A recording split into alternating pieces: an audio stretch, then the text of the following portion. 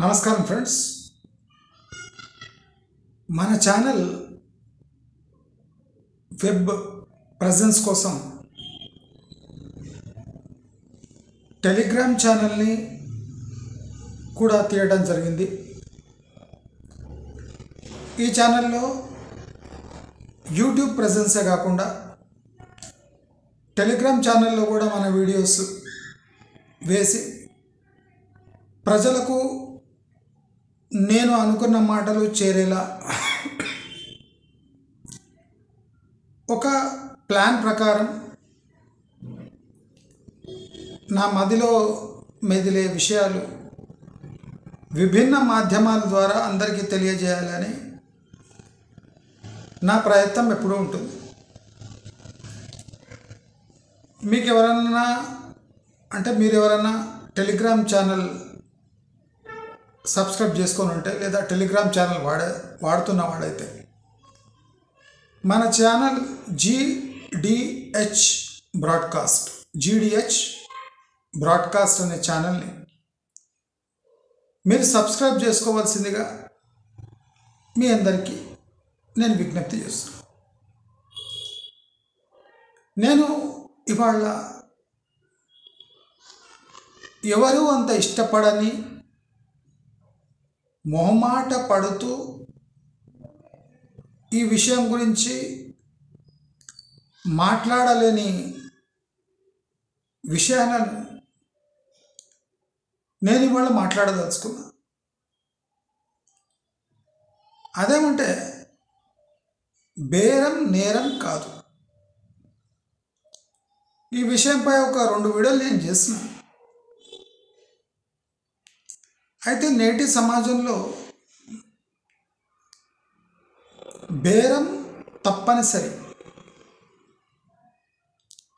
బేరం నీ అవసరానికి అంటే అమ్మేవాడి అవసరానికి, నా అవసరానికి అంటే కొనేవాడి అవసరానికి మధ్య జరిగే ఒక నెగోషియేషన్. మనమిద్దరము వ్యాపారులమే. జనరల్లీ కొనేవాడు కన్జ్యూమర్ అంటుంటాడు. నేటి యుగంలో నేటి సమయంలో కన్జ్యూమర్ అనే టర్మ్ అతి ప్రమాదకరం. ఈ బిజినెస్లో ఉన్న వాళ్ళు కస్టమర్స్ని కన్జ్యూమర్స్ని అమాయకులు అనుకొని ఈ ప్రైజెస్ పెడుతూ ఉంటారు. నెగోషియేట్ చేయలేని వాళ్లకు భారీ డిస్కౌంట్ అని అప్పుడప్పుడు ఊదరగొడుతూ ఉంటారు.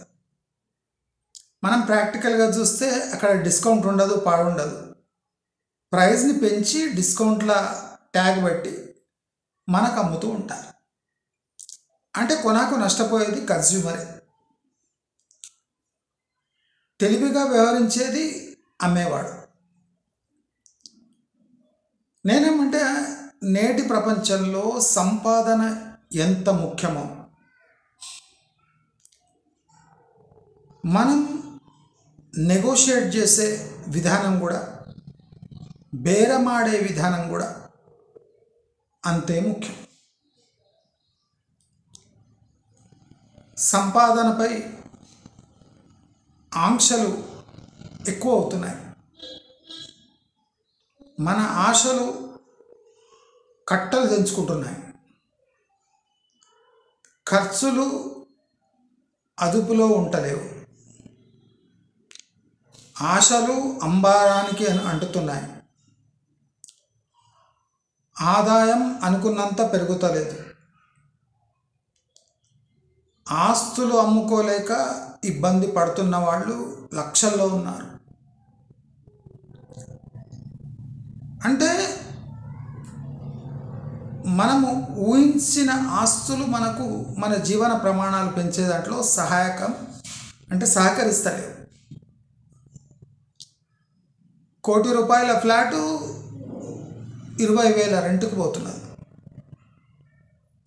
అంటే యూ కెన్ ఇమాజిన్ 2.5 లక్షలు అంటే 2.5% ఇంట్రెస్ట్ వస్తుంది పర్ ఇయర్. ₹1,00,00,000 ఫ్లాట్పై.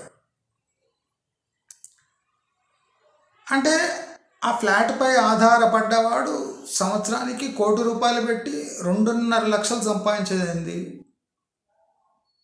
కదా. బ్యాంకే 3.5 ఇస్తుంటే ఒక ఫ్లాట్ కొని, ఒక ఆస్తి కొని సంబరపడి రిజిస్ట్రేషన్ ఛార్జీలు కట్టి అన్నీ కట్టి నాకు ఒక ఆస్తి ఉందని డిక్లేర్ చేస్తే అది బ్యాంక్ ఇంట్రెస్ట్ కింద తక్కువ ఇస్తుంటే రాబోయే రోజుల్లో ఆస్తి యొక్క విలువ పెరుగుతుందని మభ్యపడి చాలామంది ట్రాప్లో పడి తమ జీవితాలను అంటే ఇబ్బందికర పరిస్థితుల్లో నెట్టుకుంటున్నారు. నేనేమంటా అంటే ఆస్తి కొనుగోలులో కూడా బేరం ముఖ్యం. బేరం అనేది ఒక సైకలాజికల్ బ్యారియర్ మాత్రమే. అంటే నీ ఫ్రీక్వెన్సీ వాడి ఫ్రీక్వెన్సీ మ్యాచ్ కాకపోతే బేరం ఒక ఎండుకు, ఒక తుది దశకు చేరుకోదు, అంటే సఫలీకృతం కాదు. అంటే నీ ఫ్రీక్వెన్సీ వాడి ఫ్రీక్వెన్సీ మ్యాచ్ కావాలి అంటే నీ అవసరము వాడి అవసరము టాలీ కావాలి. నేను జీవన మోస్ట్ ఇంట్రెస్టింగ్ విధానాన్ని మీ అందరికీ చెప్తున్నా. మాకు తెలుసు అన్నవాళ్ళు కంఫర్టబుల్గా అట్లనే ఉండండి, నా వీడియో చూసే అవసరం లేదు. ఎందుకంటే అన్నీ చాలా తెలిసిన వాళ్ళు చాలామంది ఉంటారు, వాళ్ళు అన్నీ తెలిసి ఉంటుంది వాళ్ళకు. ఈ వీడియో చూసి కమెంట్ పెడుతుంటారు. మాకు ఆల్రెడీ తెలుసు, మేము అన్నీ తెలిసి ఎట్లుంటే ఈ ప్రపంచం ఇట్లెందుకుంటుండే, మీరే ఒక వీడియో చేసి పెడుతురుగా. నేను చెప్పేది ఏమంటే జరిగే విషయాలు జరుగుతూనే ఉంటాయి, తప్పులు జరుగుతుంటాయి, ఒప్పులు జరుగుతుంటాయి, మన ఆదాయం పెరుగుతుంటుంది, ఆదాయంతో పాటు ఖర్చులు పెరుగుతుంటాయి. అయితే మనం చేయవలసిన ప్రయత్నం ఏమంటే చాలా ఇంట్రెస్టింగ్ ఉంటుంది లైఫ్, లేకపోతే బోర్ వస్తుంది. ఆదాయం పెరుగుతుంది, ఖర్చులు పెరుగుతున్నాయి అంటే ఆదాయం పెరుగుతలేదని అర్థం.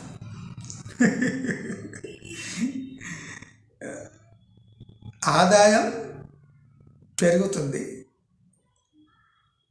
ఖర్చులు పెరుగుతున్నాయంటే ఆదాయం పెరుగుతలేదని అర్థం. కానీ చాలామంది ఏమనుకుంటారు, ఆదాయం పెరుగుతుంది కానీ ఏం మిగులుతలేదు అంటారు. ఆదాయం పెరుగుతలేదు కానీ ఏం మిగులుతలేదు, పెరుగుతుంది కానీ ఏం మిగులుతలేదు అంటే ఆదాయం పెరగనట్టే కదా. ఆ ఫ్యాక్ట్ వాళ్ళు ఒప్పుకోరు. నా జీతం పెరిగింది, నీ జీతంతో పాటు బియ్యం రేటు పెరిగినాయి, పెట్రోల్ రేటు పెరిగినాయి, పిల్లల స్కూల్ ఫీజు పెరిగింది, నీ హోటల్లో తింటున్నావు 4 సార్లు. అంటే పెరిగిన ఆదాయానికి సేవింగ్కి ఏ సంబంధం లేదు. పెరిగిన ఆదాయానికి నీ ఖర్చులు అంటే ఆదాయం పెరుగుతుంది అంటే సేవింగ్స్ పెరగాలి, ఆదాయం పెరుగుతుంది ఖర్చులు పెరుగుతుంది అంటే నీ సేవింగ్స్ అంతే ఉన్నాయని అర్థం. అంతే ఉన్నాయంటే నీ ఆదాయం పెరగలేదని అర్థం. ఎకనామిక్స్ మనకు ఇలాంటి సూక్ష్మాలు ఈజీగా అండర్స్టాండ్ అయ్యేలా, జనాలంతా ఒక చోట పోతుంటే మనం ఒక చోట పోయేలా మనకు ఎకనామిక్స్ అనే సబ్జెక్ట్ చాలా యూస్ఫుల్గా ఉంటుంది. బోరింగ్ ముసలోళ్ళ సబ్జెక్ట్ కానీ అట్లే ఉంటుంది. మనమంతా ముసలోళ్ళమే, మనం కాదు, మనం అంటున్నాను, మీరంతా యంగ్ డైనామిక్.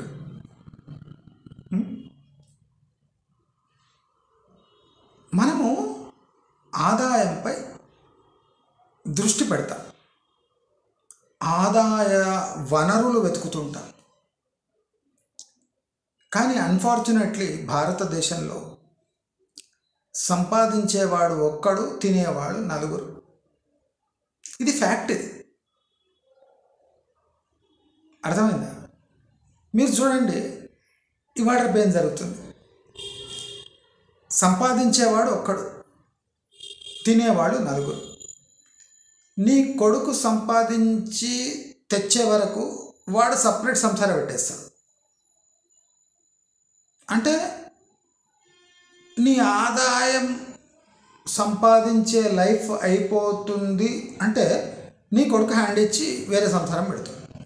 అంటే వాని ఇన్కమ్పై నీకు హక్కు ఉండదు. అంటే నీ మిటిమిటి ఆమ్దని లేదా ఇన్కమ్పై నీవు నీ భార్య నెట్టుకు రావాలి. అంటే ఎన్నేళ్ళు సంపాదించినా నీ లైఫ్ స్టైల్ చేంజ్ చేసే మూమెంట్ వచ్చే వరకు నీకు ఆదాయం పట్టమని పడిపోతుంది. నేను గవర్నమెంట్ ఎంప్లాయీస్ గురించి మాట్లాడతలేను, సామాన్య ప్రజలు, మనుషులు లాంటి వాళ్ళ గురించి మాట్లాడుతాను. సామాన్య ప్రజలు అంటే మనుషులు. వాళ్ళకు అనుకున్న ఆదాయ మార్గాలు ఉండవు. చాలామంది ఎల్ఐసి పాలసీలు, స్టార్ లైఫ్ ఇన్సూరెన్స్, చీరలు అమ్మటము, బ్లౌజులు అమ్మటము, అంటే రెడీమేడ్ అమ్మటము, అంటే వాళ్ళకి తెలిసిన 2-3 మార్గాలే ఉంటాయి. ఇప్పుడు గల్లీకుగా 20 ఏజెంట్లు ఉంటారు ఎల్ఐసి, వాడికి అమ్ముతాడు ఎల్ఐసి పాలసీ. స్టార్ లైఫ్ ఉంటుంది, వాడు గల్లీకు 10 మంది ఉంటారు. చిట్ ఫండ్లు కూడా అంతే.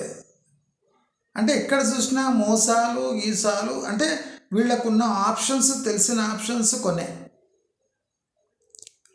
అనుకున్న టైం వేస్ట్ చేసుకున్న, స్ట్రగుల్ చేసిన ఇన్కమ్ జనరేట్ కాదు. ఇన్కమ్ ఎక్కడ జనరేట్ అవుతుంది? మీ జాబులో మాత్రమే ఇన్కమ్ జనరేట్ అవుతుంది. మరి మీకు బిజినెస్ స్కిల్స్ ఉన్నాయా అంటే లేవు, మనం ఎక్కడ బిజినెస్ చేస్తాం, పెట్టుబడి లేదు అంటారు. ఫస్ట్ ఏమంటారు? పెట్టుబడి లేదు. ఈజీ టర్మ్ కదా, పెట్టుబడి లేదు. బిజినెస్ అంటే పెట్టుబడి ఉండాలి. బిజినెస్ లేకుండా పెట్టుబడి పెట్టుబడి లేకుండా బిజినెస్ చేయాలనుకుంటున్నారా అని యాడ్స్ రాగానే ఏమొస్తుంది? రియల్ ఎస్టేట్లో ఏజెంట్ కావాలి, ఎల్ఐసిలో ఏజెంట్ కావాలి,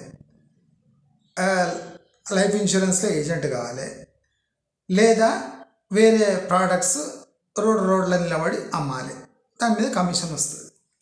ఇవే జాబ్స్. అవి అందరు చేయగలరా? చేయలేరు. మరి అందరూ అన్ని పనులు చేయలేరు. ఆదాయ మార్గాలు కనిపించిన వాళ్లకు చేత కాదు, నామోషి ఉంటుంది. మరి ఇటువంటి వాళ్లకు ఆదాయం పెంచుకోవాలంటే ఏం చేయాలి? అంటే ఆదా చేయాలి.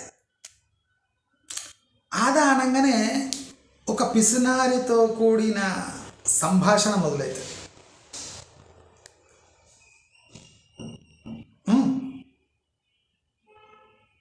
ఆదాకు, పిసినారితనానికి, నక్కకు, నాగలోకానికి ఉన్న డిఫరెన్స్ ఉంటుంది.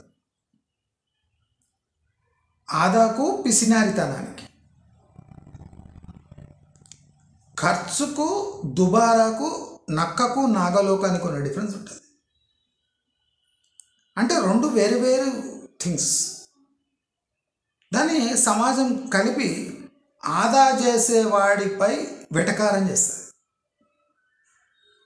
విచ్చలవిడి ఖర్చు చేస్తున్నాడు అంటే బహుశా వాడికి ఆదాయం ఉండొచ్చేమో అని ఒక పెద్ద గ్రేట్ ఫీలింగ్ ఇప్పిస్తుంది.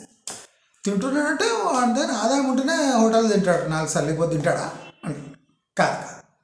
ఆదాయం లేనోడు కూడా పోయి బయట తిని వాడిని ఆదా చేసుకోకుండా దుబారా వాడి స్థాయి సొసైటీలో చాలా పెద్దగా ఉంటుంది. కానీ ఆదా చేసేవాడిని పిసిరాని అంటారు. సమాజంలో జరిగే థింగ్స్ ఇట్లా. అందుకోసం జనాల దగ్గర వెల్త్ గ్రో కాదు.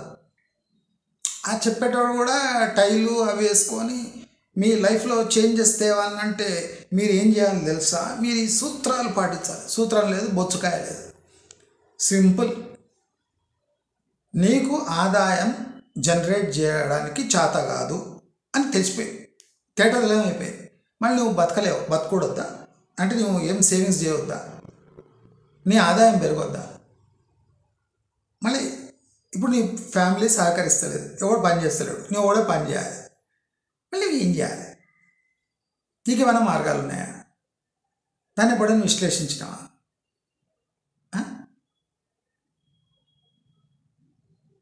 ఫ్యామిలీలో మీరు పనిచేసేవాడికి సహకరించకపోయినా పర్వాలేదు, ఖర్చుల విషయంలో ఫ్యామిలీ సహకరించిన బ్రహ్మాండమైన ఆదా చేసుకోవచ్చు. బేరం నేరం కాదు అంతా నేను ఇప్పుడు చెప్పిన సూత్రాలు చెప్పొద్దని, కానీ నేను ఈ సూత్రం చెప్తున్నా. బేరం నేరం కాదు. కొన్ని ఫిక్స్డ్ ఇన్కమ్ ఉంటాయి, అది మనం ఏం చేయలేం, బేరం చేయలేం. ఎలక్ట్రిసిటీ బిల్ ఉంది, వాటర్ బిల్ ఉంది, పెట్రోల్ ఇది ఉంది, బిల్ ఉంది, పెట్రోల్ రేట్ ఉంది, సిలిండర్ రేట్ ఉంది, ఇది మనం నెగోషియేట్ చేయలేం. బిల్ ఎంత వస్తుందో అంత ఇవ్వాల్సిందే. కానీ మనం నెగోషియేట్ చేసే టైంలో, ఆ ఫేజ్లో మనం ఏమైనా చేయగలుగుతున్నాం, మనం ఏమైనా స్ట్రగుల్ చేస్తున్నామా దానికోసం? ఏం చేస్తలేం. మనం జనరల్లీ ఏం చేస్తాం, అలవాట్లకు బానిస అవుతాం. అక్కడ మనము అంటే ఎంత ప్రీమియం రేట్ ఉన్నా దాన్ని పెట్టి తీసుకుంటాం. మద్యము, సిగరెట్లు ఇవి ఆపితే ఆదా అవుతాయి, కానీ మనం ఆపడానికి రెడీ లేవు. ఎందుకంటే అవి లైఫ్ స్టైల్కి ఒక భాగంగా మారిపోయినాయి కదా. లైఫ్ స్టైల్కి ఒక భాగంగా మారిపోయినందుకు మనం దాంట్లో నెగోషియేట్ చేయడం మనకి ఇష్టం లేదు. మనం లిక్కర్లో ఒక బ్రాండ్ మారిస్తే డబ్బులు ఆదా అవుతాయి అంటే బ్రాండ్ మారుస్తామా? మార్చం. నేను ఎప్పటి నుంచో అదే బ్రాండ్ తాగుతున్నాను, నేను ఎప్పటి నుంచో అదే బ్రాండ్ సిగరెట్ తాగుతున్నాను. దాంట్లో ఆదా చేసుకోవచ్చు అనుకుంటే, కానీ మనకు బ్రాండ్ పిచ్చి ఎక్కువ ఉంటుంది. టీ కూడా అంతే. టీ మేము ఎప్పుడు రెడ్ లేబులే తాగుతాం. నేను కాఫీ రేట్ 320 రూపాయల కిలో నుంచి ఇప్పుడు దాదాపు 780-800 రూపాయల కిలోకి చేరింది కాఫీ. డైలీ మేము కాఫీ తాగాలి తప్పనిసరి, మద్యం తాగాలి. బాపనోళ్ళ మద్యం ఏమంటే కాఫీ. సారీ, బాపనోళ్ళ మద్యం ఏమంటే కాఫీ. మళ్ళా వ్యసనం ఏమంటే టీ. అది మేము ఒకసారి టీ, ఒకసారి కాఫీ. అయితే నేను ఆలోచన చేసిన, 320 రూపాయలు, 370 రూపాయలు ఉన్న కాఫీ సడన్గా 800 అయిపోయింది, 780 అయింది. మరి దీన్ని అవాయిడ్ చేయొచ్చా? చేయలేదు. ఏం చేయాలి? టీ రేటు 400 ఉంది, ప్రాక్టికలీ 400 ఉందా, ఏం చేయాలి అని నేను రీసెర్చ్ చేస్తున్నా. చేసి బాగా వెతుకుతా, సూపర్ మార్కెట్లల్లా, హైపర్ మార్కెట్లల్లా, అన్ని చోట్ల వెతికి మనకు అనువైన ఏదైనా ఆల్టర్నేటివ్ ఉందా. ఇప్పుడు బయట టీ షాప్లో టీ పోయినా, బ్లెండ్ టీ పోయినా 400 రూపాయలు కిలో. మరి ఇంత అవసరమా? 800 రూపాయలు కిలో పెట్టి కాఫీ తాగడం అవసరమా? అంటే మనకేం చెడు అలవాట్లు ఏం లేవు, బయట హోటళ్ళలో తినాం. సో ఇది నియర్లీ కాఫీ అయితే డబల్ అయిపోయింది, టీ ఒక 30% పెరిగింది. సరే, టీ ఓకే, దాని పరిస్థితి ఓకే. కాఫీ హద్దులు దాటిపోయింది, చాలామంది ఆపేసారు కాఫీ తాగడం, కానీ మేము కంటిన్యూ చేస్తాం. మరి కంటిన్యూ చేయడంలో కూడా మనం ఏమైనా ఆదా చేయగలమా అని నేను బాగా క్షుణ్ణంగా పరిశీలించాను. అయితే ఈ 400 రూపాయల రేంజ్ టీ మనకి ఎక్కడైనా తక్కువలో మన ఇంటి దగ్గర ఎక్కడైనా దొరకవచ్చు. అంటే మనం అఫ్జల్గంజ్ అక్కడిక్కడ పోయి తెచ్చుకోలేము, కానీ ఏమైనా దొరకవచ్చా అని ఒకసారి విశ్లేషిస్తే నాకు ఈ బ్రాండ్ అంటే మీకు ఉల్టా కనిపిస్తుండొచ్చు, దీని పేరు ఆరంభ్. ఈ బ్రాండ్ చూడండి, 110 rupees half KG, 220 rupees KG. నేను ఎన్నో టీ పొడులు తెచ్చి యూజ్ చేసి ఈ రెడ్ లేబుల్ కన్నా మంచి ఉన్న క్వాలిటీ ఏమైనా ఉందంటే ఈ ఆరంభ్ అనే ఈ బ్రాండ్ 110 రూపీస్ హాఫ్ కేజీ. నేను ఇప్పుడు ప్రస్తుతం ఈ టీ వాడుతున్నాను. ఈ tea same Irani hotel tea అయినట్టయితే, కమర్షియల్ టీ అయినట్టయితే. ఏమంటే నీళ్ళ శాతం కొంత తక్కువ ఉండాలి. ఇప్పుడు ఇరానీ హోటల్ ఎట్లా పాలు మరగబెడతాడు కదా, అంత అవసరం లేదు. డికాషన్ శాతం తక్కువ ఉండి, మరగబెట్టి డికాషన్ శాతం తక్కువ ఉండి పాలు ఎక్కువ ఉంటే ఈ tea same Irani hotel tea అవుతుంది. సేమ్ ఇరానీ హోటల్ బ్లెండ్ ఇది. ఆరంభ్ ఇది ఎక్కడ దొరుకుతుంది అని నేను అక్కడెక్కడ వేరే కిరాణా షాప్ దొరకలేదు. రిలయన్స్లో ఈ ఆరంభ్ దొరుకుతుంది. రిలయన్స్ మార్ట్ ఉంటుంది కదా, అక్కడ ఈ ఆరంభ్ టీ దొరుకుతుంది. అంటే 220 రూపాయలు కిలో. అంటే ఎంత ఆదాయింది? కిలో బయట 400 రూపాయలు, ఇక్కడ 220. ఎంత అయింది? 180 రూపాయలు ఆదాయింది. ఓకే, ఆదాయింది అయింది. అయితే కాఫీ ఏం చేయాలి? కాఫీ కూడా నేను చూసిన. ఇప్పుడు మేము తాగే కాఫీ 780 రూపీస్. 780 రూపీస్. మరి అక్కడ కూడా క్వాలిటీ బాగాలేదు. సో ఇక్కడ ఏమన్నా మేము ఎప్పుడు జన్మల ప్యాక్డ్ కాఫీ కొనలేదు, కానీ ఇప్పుడు కొనాల్సి వస్తుంది. అయితే నేను ఈ బ్లెండ్ 50-40 బ్లెండ్, 53-40 బ్లెండ్, ఈ continental Malgudi filter coffee, continental Malgudi filter coffee కనిపిస్తుంది కదా మీకు, ఉల్టా కనిపిస్తుండొచ్చు. మాల్గుడి ఫిల్టర్ కాఫీ కాంటినెంటల్ వాళ్ళది.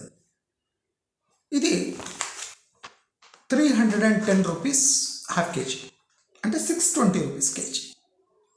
మా కాఫీ 760 to 780 రూపీస్ కేజీ. అంటే 80, అక్కడ ఒక 80, 160 రూపీస్ సేవ్ ఆన్ కేజీ.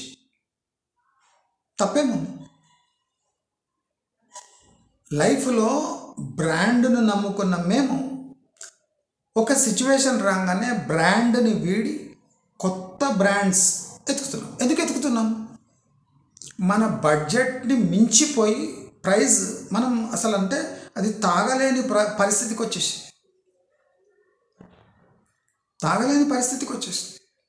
ఏం చేయాలి? ఎతకాలి, తప్పదు. ఎవరైనా ఇట్లాంటి ప్రయత్నాలు చేస్తారు. కొంతమంది చేస్తారు, కొంతమంది చేయరు. కొంతమంది చేస్తారు, కొంతమంది చేయరు.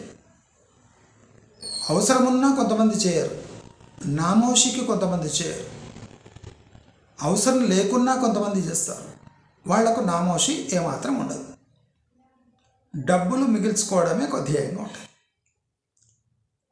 డబ్బులను మిగిల్చుకోవడం ఒక నేరమా అంటే పర్సనల్ లైఫ్లో మీరు ఆలోచించండి. ఇది నేరం కాదు, ఇదే పర్సనల్ ఇష్యూ. మనం ఏం చేస్తాం? పబ్లిక్ ఇష్యూ చేసేస్తాం. మనం ఎక్కడైనా చీప్లో తెచ్చుకుంటున్నామంటే 10 మందికి చెప్తే వాడు ఎక్కడ కంజూస్ అనుకుంటాడు. వీడు చూసిన పైసా కోసం బ్రాండే చేంజ్ చేస్తుండ అనుకుంటారు. లేదా వీనికి ఆదాయం ఏదో తగ్గినట్టు ఉంది, అందుకోసం చీప్ బ్రాండ్స్ యూజ్ చేస్తున్నారని మన భావన అట్లా వాళ్ళకన్నా ముందు మనం భావించుకుంటాం. వాడికి తెలిస్తే మన పరవేమవుతుంది? డబ్బు మనది, అవసరం మనది, ఆదా మనం చేసుకుంటున్నాం. దానికి సొసైటీకి ఏం సంబంధం? ఏం లేదు.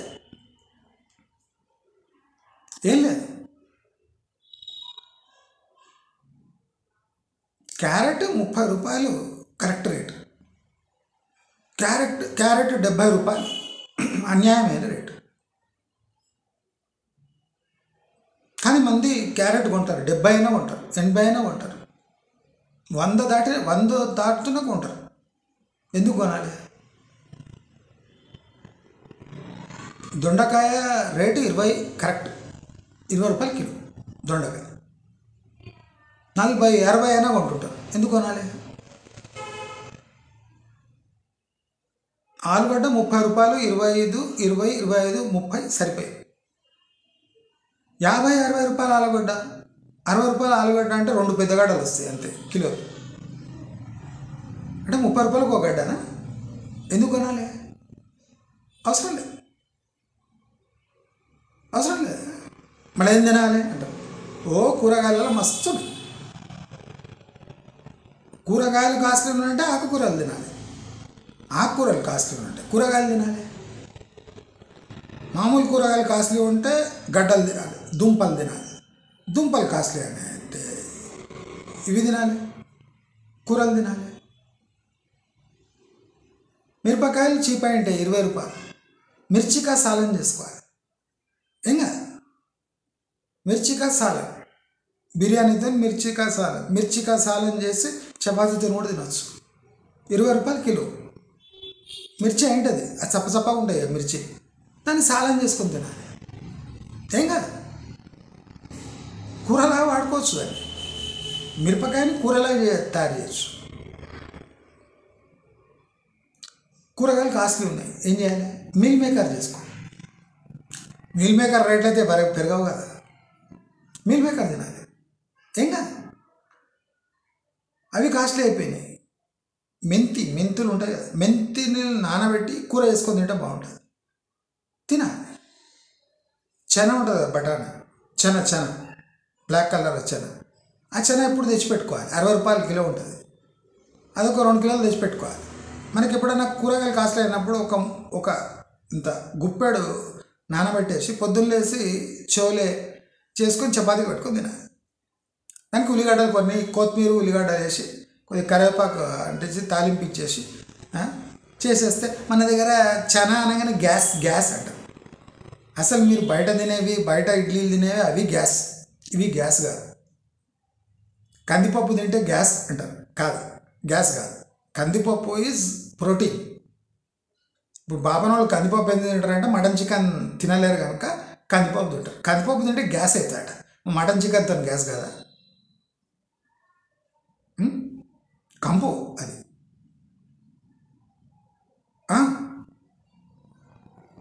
కందిపప్పుతో కంపులు ఇవ్వదు, కానీ మటన్ చికెన్ తిని నెక్స్ట్ డేస్ చూడండి కంపులు వేస్తుంది,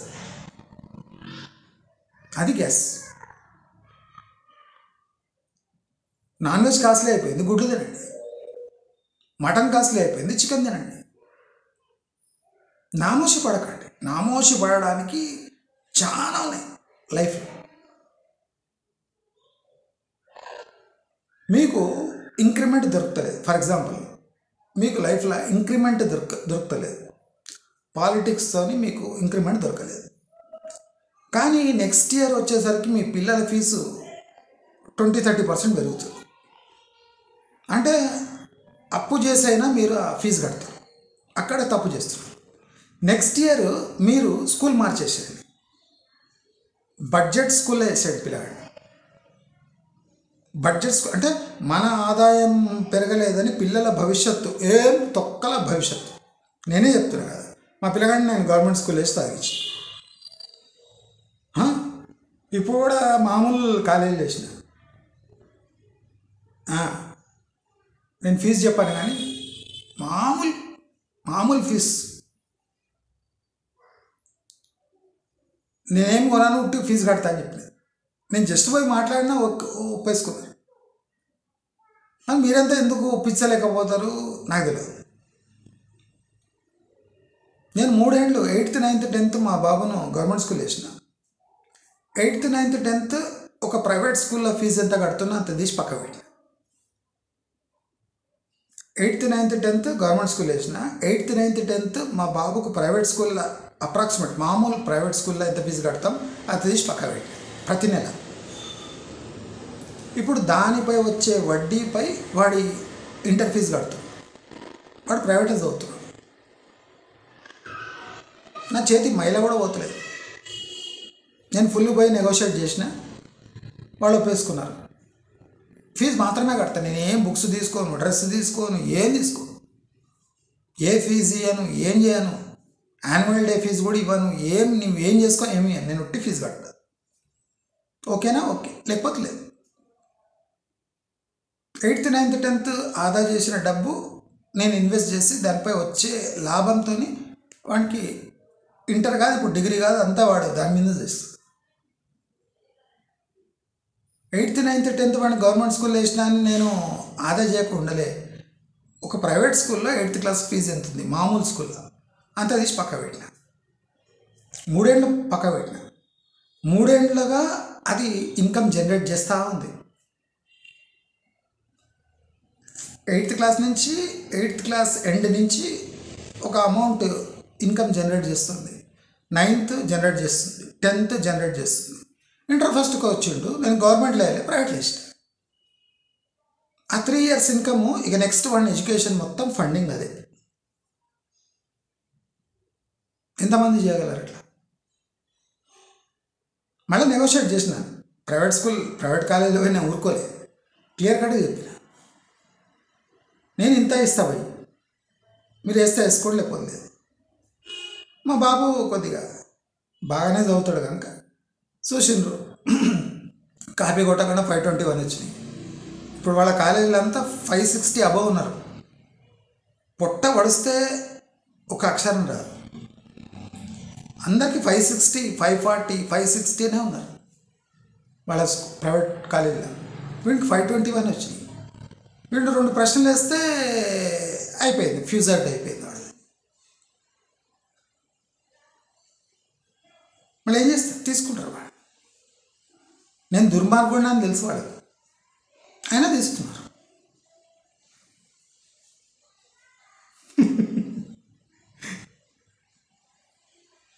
నేను 8th, 9th, 10th వేసినప్పుడు మా రిలేటివ్స్ అంతా నవ్వారు నా మీద. కంజూస్ గాడు, పిల్లగాడి జీవితంతో చిలగాట పడుతున్నాడు, ఒకానొక పిల్లగాడి భవిష్యత్తు అంధకారంలో నడుతున్నాడు అని డైలాగులు వేసారు. నేను సడన్గా ఇంటర్లో ప్రైవేట్లో వేయగానే పరిచయం అయిపోయారు. ప్రైవేట్ అంటే పైసలు ఉంటాయి, నీకు తెలుసా, ఫీజు కట్టాలి, నువ్వు కడతావా ఫీజు అన్నాడు. సన్నాసులకు తెలియదు. నేను సన్నాసులు ఎందుకంటానంటే వాళ్ళు సన్నాసులు, మా రిలేటివ్స్ కానీ సన్నాసులు వాళ్ళు. 8th, 9th, 10th నేను గాడులు కాస్తున్నాను అనుకుంటున్నాను. 8th, 9th, 10th నేను ఆదా చేసి అవి ఆ డబ్బులు తిప్పుతున్నాను. అవి ఇంటర్కి వచ్చేటప్పటికి వాడి ఫీ, ఇప్పుడు వాడి ఎడ్యుకేషన్ ఫ్రీనే, నా జేబులో పైసలు పెడతలేదు.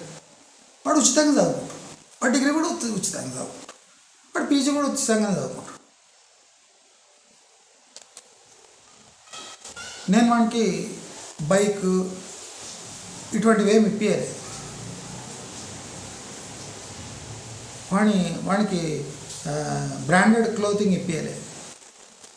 వాడు ఇప్పుడు కూడా మ్యాక్సిమం వన్ టీషర్ట్ వాల్యూ 150, వాడి ప్యాంట్ కుమాన్స్లో 250, జీన్స్ కూడా 250.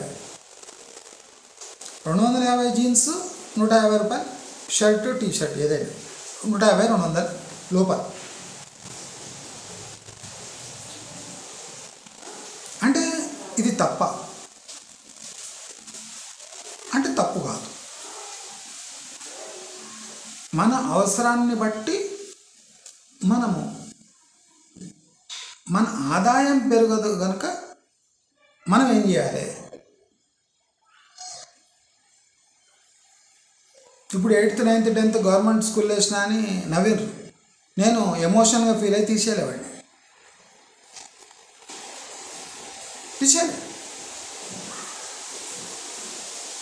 నేనేం చేసిన, ఆదా చేసిన డబ్బు నేను 3 years తర్వాత ఏం చేయాలని ఒక ప్లాన్ చేసిన. తప్పుగా ఎవరి కోసం చేస్తున్నాం? మన కోసం చేస్తున్నాం. 4 రోజులు టమాటాలు తినకపోతే ఏమవుతుంది? ఏం కాదు. 2 సండేలు మటన్ తినకపోతే ఏమవుతుంది? ఏం కాదు. ప్రైవేట్ బడి లేకపోతే వాడి బ్రెయిన్ ఏం పాడు కాలేదు, వాడి రెప్యుటేషన్ డ్యామేజ్ కాలేదు. మళ్ళీ ఏం చేయాలి? జనాల కోసం విరమించుకోవాలన్నా, మన జీవిత ధ్యేయాన్ని మార్చుకోవాలన్నా, ఎవరి కోసం మార్చుకోవాలి, అది ముఖ్యం. ఎవరి ముందు పాయింట్ ప్రూవ్ చేయాలి. ఎవరు వాళ్ళు? మనకు అప్పించేవాళ్ళ, మనల్ని ఆదుకునేవాళ్ళ? వాళ్ళెవరు? After all relatives, so called.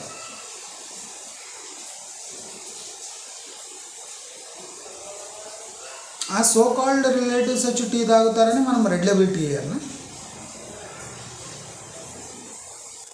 కదా. అంటే నెగోషియేషన్ అనేది ఒక బ్యూటిఫుల్ టెక్నిక్. మనము బేరము చాలా జాగ్రత్తగా ఆడాలి. బేరాన్ని ఎప్పుడు విరమించుకోవాలో కూడా ఒక ఆర్ట్. ఎక్కడ వరకు బేరం ఆడాలి,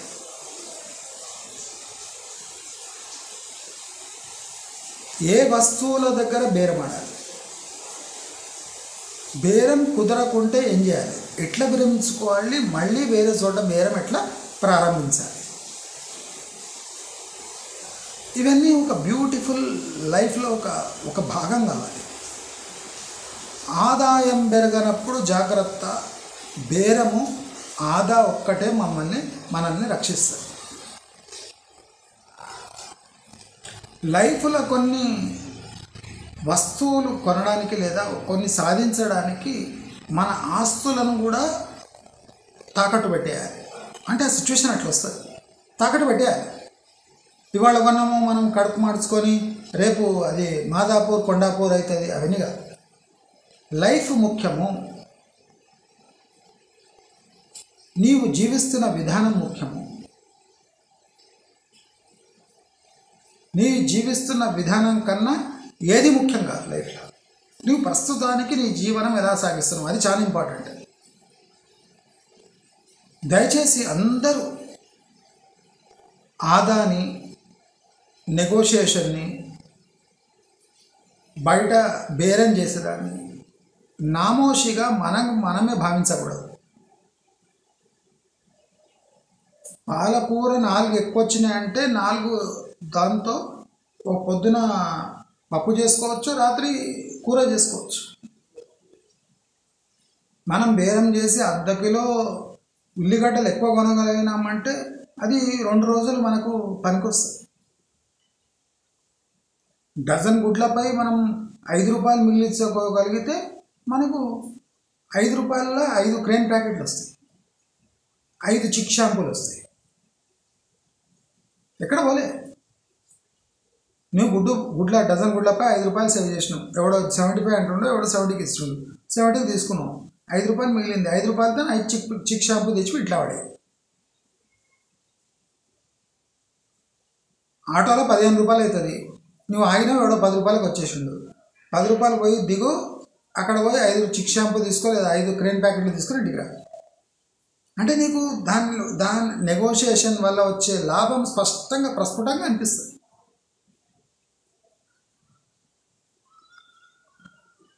ఆనగపకాయ ఇంత ఆనగపకాయ కొనే వాళ్ళు పెద్ద ఆనగపకాయ కొను అదే రేటుకు. ఇప్పుడు ఈమె ఇంత ఆనగపకాయ ఇస్తే నువ్వు పెద్ద ఆనగపకాయ పక్కా మీద దగ్గర కొను, అదే రేటు పెద్ద ఆనగపకాయ. అంటే 2 రోజులు వస్తుంది ఆనగపకాయ, 1 రోజులో అయిపోదు.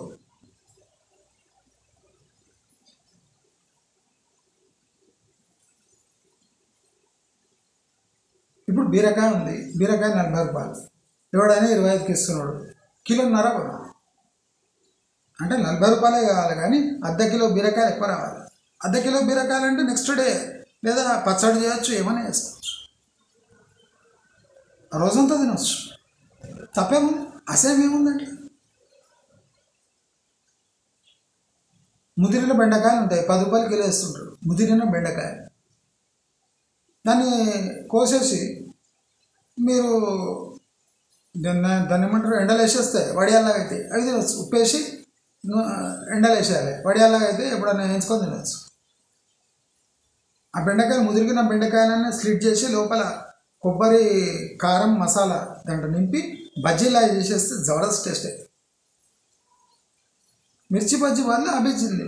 ముదిరిపోయిన బెండకాయలు 10 రూపాయలు 15 రూపాయలు కిలో ఇచ్చేస్తారు. మంచి బెండకాయలు 40 రూపాయలు కిలో ఉంటుంది, ముదిరిన బెండకాయలు 10 రూపాయలు కిలో. ఎవడు దగ్గర కూడా ముదిరినైనా ఇట్లా దాన్ని బ్రేక్ చేస్తూ వస్తుంది. 1/2 కిలో తెచ్చుకో, 1/2 కిలో తెచ్చుకో, 5 రూపాయలు 6 రూపాయలు అవుతుంది. 1/2 కిలో తెచ్చుకో, బజ్జీ మిర్చి కన్నా చీప్ అవుతుంది.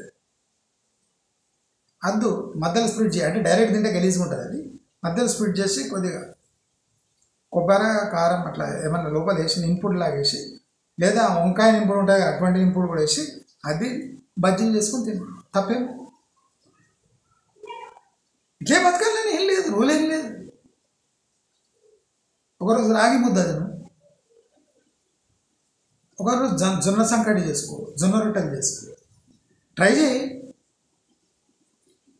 రొట్టె రాకపోతే గుద్దు, 10 సార్లు గుద్దు, అదే వస్తుంది. నూనె ఎక్కువ ఖర్చు అవుతుందంటే పుల్కాలు చేసుకో చిన్న చిన్నవి. తప్పేముంది? తప్పేం లేదు. చేసుకునే విధానం రావాలి. శనగపప్పు ఉంది, శనగపప్పు నానబెట్టి కూరలాగా వండుకుంటే కూడా అయిపోతుంది. డబ్బులు లేవు, ఏం చేస్తాం? మనం ఎంత వెరైటీ తినగలిగితే అంత ఆదా అవుతుంది. వెరైటీ తింటున్నాం, ఆదా కూడా అవుతుంది. ఇవన్నీ ఒక మహిళ ఆలోచించాలి, ఒక ఇంటి పట్టు నుండే మహిళ ఆలోచించాలి. ఇవాళ చూడండి, ఫ్రీ బస్ అయిపోయింది. మహిళలు 20-30 కిలోమీటర్ మెహందీపట్నంలో పోయి కూడా చీప్ కూరగాయలు కొనుక్కొని మళ్ళీ ఇంటికి రావచ్చు. రూపాయి ఖర్చు లేదు, విపరీతమైన ఆదా. అఫ్జల్గంజ్కి పోవాలి మహిళలు పొద్దున్న లేచి. పొద్దునంటే పిల్లలు స్కూల్కి పోగానే బస్ ఎక్కాలి. అఫ్జల్గంజ్ పోయి షాపింగ్ చేసుకొని ఎంత ఎత్తగలమో అంత తీసుకొని రావాలి. తప్పేముంది? బెల్లం 60 రూపాయలు, గంజలో 45 రూపాయలు, 15 రూపాయలు అది కిలో మీద పోవాలి ఫ్రీగా. చేసేది 2 మిరపకాయలు ఆదా మలపేట్లు తక్కువనే పోవాలి. ఉల్లిగడ్డలు 7 రూపాయలు ఏడిస్తుండు 100కు, అక్కడ పోయి 7 కిలోలు తీసుకురావాలి. పోయేదేముంది? ఫ్రీ కదా.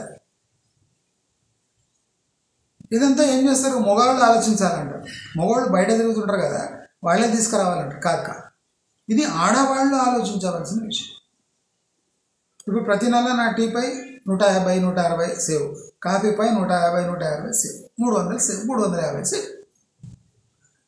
అయిపోయా. ఇలాంటివి 2 ఆదాలు చేసినామంటే ఎలక్ట్రిసిటీ బిల్ అయిపోతుంది కదా. ఆలోచించాలి మనం. ఎప్పుడు అట్లా బయట ఏమనుకుంటారు, వాళ్ళు ఏమనుకుంటారు, వీళ్ళు ఏమనుకుంటారు. నన్ను కూడా చెప్పుకుంటారు చాలా మంది. పరగపడుతుంది, ఏం పరగపడదు. నేను ఎట్లా నెగోషియేట్ చేస్తాను. ఏది నెగోషియేట్ చేయకుండా కొనాలి. ఎందుకు కొనాలి తెలుసా మీరు? పాతకాలంలాగా 15-20-25% మార్జిన్లు ఎవడు అమ్ముతారు. అందరూ డబల్లోనే అమ్ముతారు. అంటే 100% 200-300% మార్జిన్లు అమ్ముతున్నాం. కనుక మనం డెఫినెట్లీ నెగోషియేట్ చేయాలి.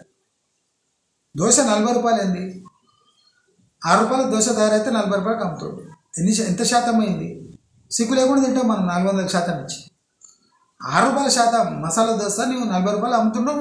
వాడు 3 పండ్లు తినేసి వచ్చేస్తారు 80 రూపాయలు ఇచ్చి. 12 రూపాయలు ఇంట్లో రెడీ అవుతుంది దోశ. మన సోమవారి పోతానికి మనం 60-70 రూపాయలు ఎక్స్ట్రా పెడుతున్నాం. అక్కడ సిగ్గుపడారు. ఆదాయం అంటే మనం బయట టైం వేస్ట్ కాకుండా సండే ఎవడుంటారండి అనగానే వీళ్ళిద్దరు పోయి దోశలు తినేస్తారు. ఒక్క దోశపై 300% ఎక్కువ పే చేస్తారు, 400% ఎక్కువ పే చేస్తారు. ఆలోచన విధానం మారితే ఆదాయం పెరగకున్నా ఆదాతో ఆదాయం పెంచుకోవచ్చు. మిగులునే ఆదాయం కింద లెక్కేయచ్చు. మన బుక్స్ రాసేది మార్చుకోవాలి. ఆదాయం పెరుగుతలేదు, మరి ఆదా చేసుకుంటే ఆదాని ఆదాయంగా మార్చుకుంటే ఒకసారి ఆలోచించాలి. ఇవన్నీ మహిళలు ఆలోచించవలసిన విషయాలు, మగవాళ్ళు కూడా ఆలోచించవలసిందే. ఆడవాళ్ళు ఆలోచిస్తే దీంట్లో ఇల్లు చాలా ఈజీగా నెట్టుకురావచ్చు అని అందరికీ సూచిస్తూ, మరి ఇంకో వీడియోలో ఇంకా కొన్ని ఇంట్రెస్టింగ్ టాపిక్స్ మాట్లాడదాం. నమస్కారం.